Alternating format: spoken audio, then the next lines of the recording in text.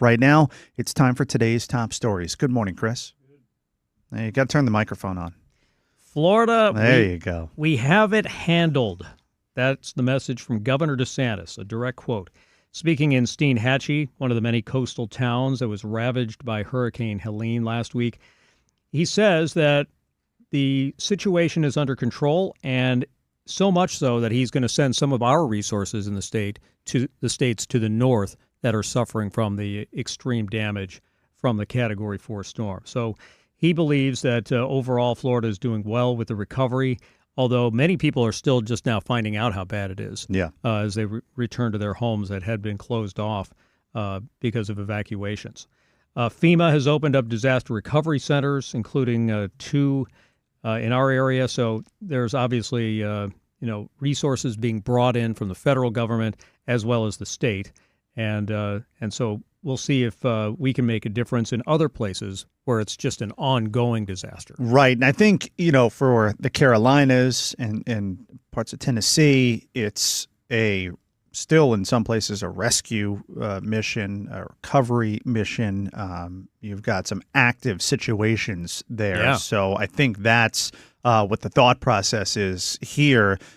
For our state, it's about assessing the damage and, cleaning things up and then rebuilding. And that's going to be a long, hard process. But I think we pretty much do have that under control. Sadly, we've had so much practice at that across the state in recent years. But it's a completely different situation up in like North Carolina, Asheville, and the surrounding areas. Right, where people are just completely cut off. I listened to him speak yesterday, and I think we're going to be sending helicopters and stuff like that to help get people out so that we can get them to safety. Right, which is stuff that I don't think we need here in our aftermath of Hurricane Helene. No, I think what we may want to look into, though, is whether or not there's insurance fraud going on in the state and whether that's going to be properly investigated. Yeah, obviously that 60 Minutes piece, we covered it some yesterday.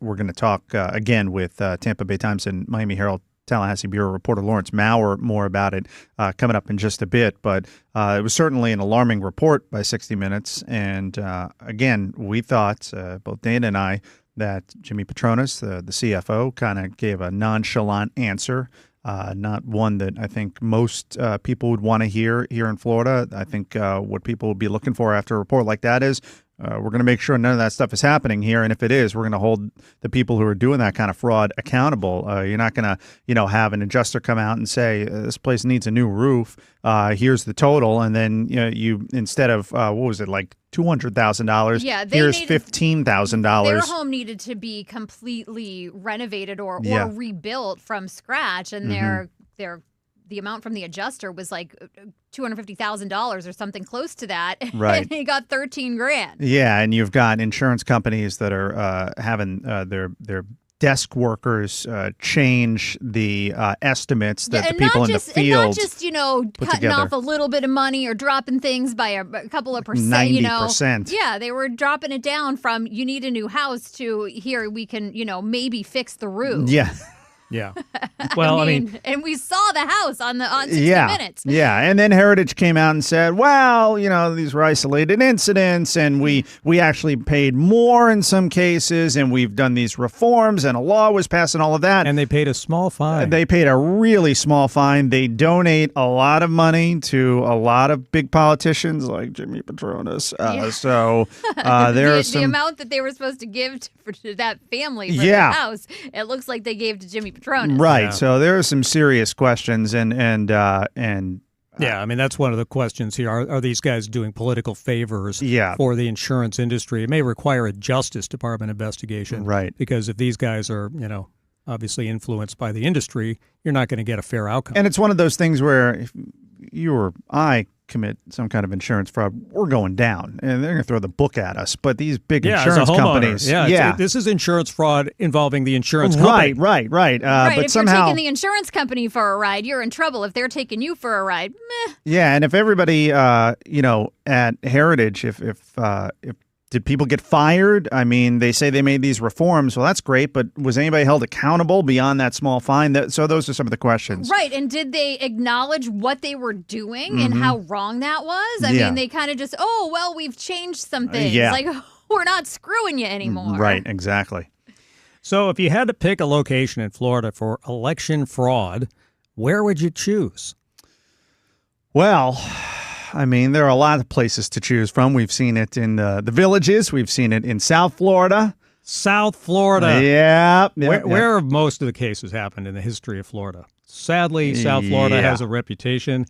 And this particular case is just another example. So jurors on Monday found former Republican State Senator Frank Artiles guilty in a ghost candidate scheme. So what was going on? Well, authorities claim that Artiles recruited Alex Rodriguez, who has the same last name as the Democratic incumbent in that race, Jose Javier Rodriguez, as a third-party candidate to siphon votes from the Democrat in District 37 back in 2020. And you know what? It worked. Mm-hmm. So this Alex Rodriguez got 6,000 votes in the election, and the Republican Ileana Garcia beat the incumbent by 32 votes. Mm-hmm. And it turned out that he received illegal campaign contributions as part of a scheme to taint the election. And specifically found that he gave almost $30,000 to this guy who apparently claimed he didn't, really have any affiliation with either party. He was just, running for office. Right. Why not? It's my civic duty. Yeah, I want to be a public servant. So there you go. There's an actual example of election fraud. Well, I'm sure Governor DeSantis will be speaking about this at some point later today. Showing. Really? Yeah, if it was don't the other hold way your around, breath. though, Don't hold your breath. But look, I'm glad they found this former state senator guilty because this is just outrageous. Like nonsense. I what mean, a plan. Yeah, if you can't win the race straight up, come on, you got to go through these. Like imagine just like coming up with that though and being like, "Hey, man." Yeah, you got to put a hurdle like that there where you have the same last name in order to siphon votes away. Well, back in 2020, it made a difference because the Senate was a narrow majority for Republicans at the time. Now they had a super majority. Yeah. But back then, it was a key race because they wanted to tip the balance in favor of Republicans so that there would be, more easily passage of certain groups' agendas, including power companies. There was a power company that may be tied to this case. And so obviously there's a lot at stake that people may not realize when it comes to the state legislature. Right. It's up there in Tallahassee. People don't pay attention, but there's a lot going on. I don't care who did this, Republicans, Democrats. I'd be saying the same exact thing. That's insane to be able to do, or at least to think you could do something like that and get away with it. So baseball's all-time hit king has died. Pete Rose, also known as Charlie Hustle, played 24 years in the majors, but he was banned from the sport for betting on games. In 1961, which was 2 years prior to his major league debut with the Reds, he played for the minor league Tampa Tarpons. That was a team that won the Florida State League title. And he lived in Tampa for the first 2 years that he trained with Philly during spring training. He was 83. Yeah. I always thought he should have been in the Hall of Fame. Well, one thing about Rose that makes him unique is that he was banned because of a rule on gambling on baseball, and it goes back to the Black Sox in 1920. Oh, yeah. Or 1919. And he was so defiant that he didn't do it when it was obvious that he did. That didn't help. Well, but then he did admit to it, and then they banned him, and he couldn't be eligible for the Hall of Fame. And the thing that makes him different, I think, than, say, Barry Bonds and Mark McGwire, those guys cheated. Yeah. They used steroids to set the records that they accomplished. He didn't use any illegal drugs. He didn't cheat to get where he was. But the problem was, did he affect the integrity of the game? Right. Especially when he was a player manager. Because, if you're betting on games, are you betting on your own team? Are you throwing games? That sort of thing. And he claimed he never did that. He said he would never throw a game, but he did admit that he bet on other games. Yeah. But still, Major League Baseball never gave him another chance to, maybe say appeal that decision of the ban, bring him back in maybe for Hall of Fame purposes. Right. They just never did it, and he's still banned. He's not in Cooperstown, but I think everybody recognizes him as a Hall of Fame player. I mean, there's no question about that. And we also just recently learned of the death of Dikembe Mutombo, who was one of the best shot blockers in NBA history, and he would do that finger where he would wave it and say no after he blocked a shot. And I say this all the time, but that's come in threes. They do.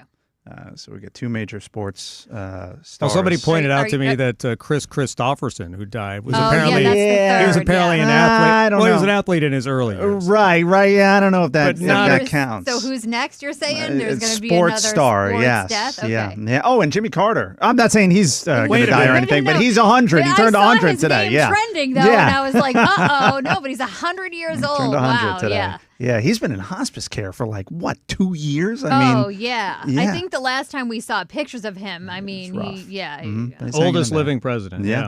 All right, Chris Strankman with today's top stories. Chris, thanks so much. Thank you.